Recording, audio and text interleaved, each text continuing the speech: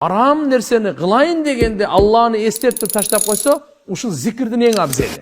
Жөн эле зикирде субханаллах, альхамдулилlah, ла илаха иллаллах, Аллаху акбар. Бул дагы зикир. Бул дагы жакшы. Бирок будан абзел, будан күчтүү, будан жакшыраагы качан? Качан күнөө кылуу учурунда, же болбосо күнөө келген учурда Алланы эстеп таштап койгондо, мына ошо зикир. Ушуну сиз пайгамбарыбыз мага айтты деп эсептеңиз. Мен мага айтты дейин. Сиз мага айтты дейиңиз. Пайгамбар саллаллаху алейхи ва саллям сахабалар аркылуу кыямат күнгө чейин келе турган акыркы инсанга айткан насаат, кереси, осияты. Иттақилла хайсума кунта. Кандай деген сөз?